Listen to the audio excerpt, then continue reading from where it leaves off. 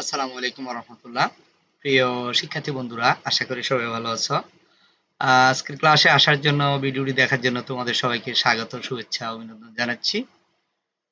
ও প্রিয় শিক্ষার্থী বন্ধুরা, আমরা তথ্য যোগাযোগ প্রযুক্তি নবম ও দশম শ্রেণীর যে বোর্ডের যে নৈবিত্তিক পরীক্ষাগুলো আসে, নৈবিত্তিক প্রশ্নগুলো আসে, এখানের আমরা চ্যাপ্টার অনুযায়ী বিভিন্ন ধারাবাহিকভাবে বিভিন্ন বোর্ডের গুরুত্বপূর্ণ নৈবিত্তিক প্রশ্নগুলো নিয়ে ধারাবাহিকভাবে তোমাদের জন্য প্রশ্ন তৈরি করছি। তো একটু যদি মনোযোগ সহকারে তোমরা যদি দেখো, তাহলে কিন্তু নৈবিত্তিকগুলো তোমাদের জন্য একেবারে সহজ হয়ে যাবে। কেমন? তো একটু মনোযোগ দাও, 10টা কি 12টা প্রশ্ন থাকবে, সাথে উত্তর সহ। একটু মনোযোগ দাও। প্রথম প্রশ্ন হচ্ছে ই কমার্স কি? এখানে 4টা প্রশ্ন দেখো। ইন্টারনেট ভিত্তিক শিক্ষা ব্যবস্থা, ইন্টারনেটের মাধ্যমে বাণিজ্য, ইন্টারনেট ভিত্তিক স্বাস্থ্য সেবা, অনলাইন গেম খেলা। তাহলে ই কমার্স বলতে হচ্ছে ইন্টারনেটের মাধ্যমে যে ব্যবসা বাণিজ্যগুলো করা হয় সেটা হচ্ছে ই কমার্স। ঠিক আছে, একটু মনে রাখলে হবে। তারপরে পরবর্তী প্রশ্ন হচ্ছে নিচের কোনটি ই কমার্স প্ল্যাটফর্ম? এখানে ফেসবুক, অ্যামাজন, ইউটিউব, উইকিপিডিয়া। এখানে সঠিক উত্তর হচ্ছে অ্যামাজন। ঠিক আছে, অ্যামাজন সারা পৃথিবীতে এটা অনলাইনের মাধ্যমে যে ব্যবসা বাণিজ্য করে। ঠিক আছে, তো এখানে পরবর্তী প্রশ্ন হচ্ছে 3 নম্বর, বাংলাদেশের প্রথম ই কমার্স সাইট কোনটি? আমাদের বাংলাদেশের যে প্রথম ই কমার্স সাইট, যেটা হচ্ছে ক্লিক বিডি। ঠিক আছে, রকমারি.com আছে, এভেলি আছে, দারাজ আছে। তবে প্রথম যেটা বাংলাদেশে হয়ে শুরু করেছিল অনলাইন ভিত্তিক ব্যবসা, সেটা হচ্ছে ক্লিক বিডি। প্রিয় শিক্ষার্থী বন্ধুরা, তোমরা একটু মনোযোগ সহকারে যদি এগুলো ধারাবাহিকভাবে দেখো বা শুনো, তোমাদের জন্য এগুলো সহজ হয়ে যাবে। তাহলে ই কমার্সে পণ্য ক্রয় বিক্রয়ের জন্য কোন মাধ্যমটি ব্যবহৃত হয়? আমরা যে ই কমার্সের মাধ্যমে, ইলেকট্রনিক কমার্সের মাধ্যমে যে বিভিন্ন ব্যবসা বাণিজ্য করি, পণ্য ক্রয় বিক্রয় করি, এগুলো আসলে টাকাগুলো কিভাবে দেওয়া হয়? মোবাইল ব্যাংকিং অথবা অনলাইন পেমেন্ট।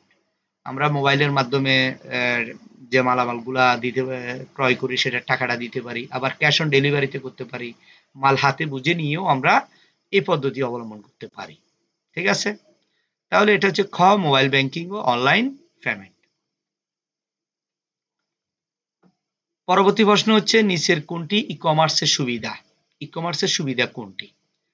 যে কোনো সময় কেনাকাটা করা যায়। তাহলে এখানে 4টা প্রশ্ন, 3টা প্রশ্ন আছে। পণ্য দেখতে পাওয়া যায় না, দোকানে যেতে হয়, মূল্য বেশি হয়, যে কোনো সময় কেনাকাটা করা যায়।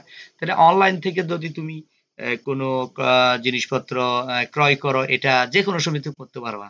এটা অনলাইনে ক্রয় করতে পারবা, কোনো সমস্যা নেই। সঠিক উত্তর হচ্ছে যে কোনো সময় কেনাকাটা করা যায়, এটা হচ্ছে সঠিক উত্তর।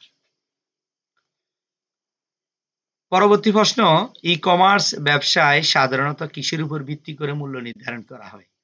ই কমার্স ব্যবসায় সাধারণত কিসের উপর ভিত্তি করে মূল্য নির্ধারণ করা হয়?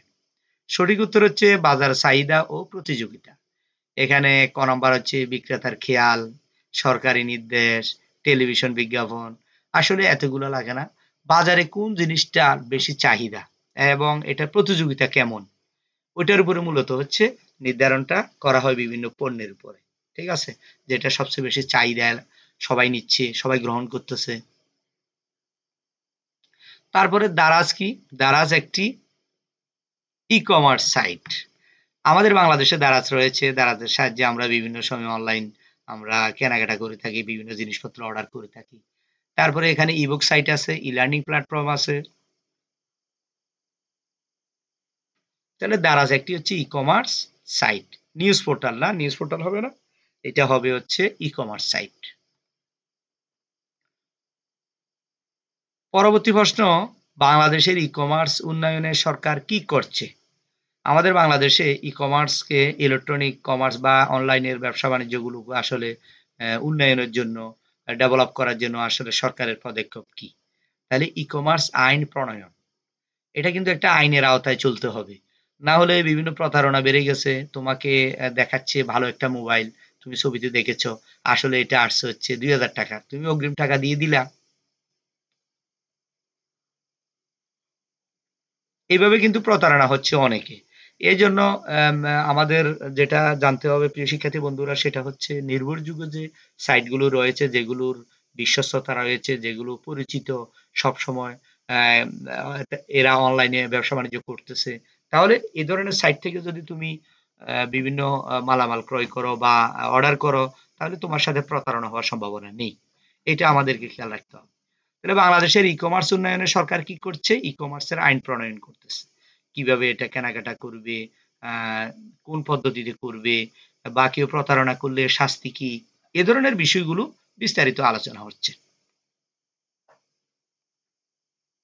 9 নম্বর প্রশ্ন হচ্ছে, ই কমার্সে প্রতারণা রোধে কি প্রয়োজন? এই যে একটু আগে যে আলোচনা করেছি, অনলাইনের যে ব্যবসার হচ্ছে, এখানে কিন্তু প্রচুর পরিমাণে প্রতারণা হচ্ছে, মানুষ প্রতারিত হচ্ছে। ছবিতে একটা দেখাচ্ছে, ভিডিওতে একটা দেখাচ্ছে, আসলে বাস্তবে আরেকটা দিচ্ছে। অগ্রিম টাকা যদি তুমি দিয়ে দাও, যে কোনো কেনাকাটা করতে যাও, অগ্রিম টাকা যদি দিয়ে দাও, তাহলে এটা প্রতারণার সুযোগ আছে। ক্যাশ অন ডেলিভারিতে যদি তুমি ক্রয় করো কোনো পণ্য, মালামাল, যেটা তোমার ব্যবহৃত জিনিসপত্র, এটা তুমি দেখলা, তোমার সেলসম্যান যে আসবে, ডেলিভারি ম্যান, তাকে দেখবা যে আমি এটা খুলে একটু দেখবো আগে, আসলে আমি যেটা অর্ডার করেছি এটা আসছে কিনা। তাহলে তোমার সাথে যদি মিলে, তাহলে তুমি এটা ক্রয় করতে পারো, টাকাটা দিয়ে দিতে পারো। এ ধরনের মূলত এখন বর্তমানে ব্যবসা চলতেছে। তো এই জন্য আমাদেরকে সচেতনতা ও আইন প্রয়োগ, আমাদেরকে এই সচেতনতা এবং আইন প্রয়োগ করে মূলত এই কাজটা করতে হবে। এখানে আরো আছে দাম বাড়ানো, ওয়েবসাইট হ্যাকিং, বিলম্বে পণ্য সরবরাহ, এ ধরনেরও হয়ে থাকে। তবে এগুলো হবে না, সঠিক উত্তর হচ্ছে ক।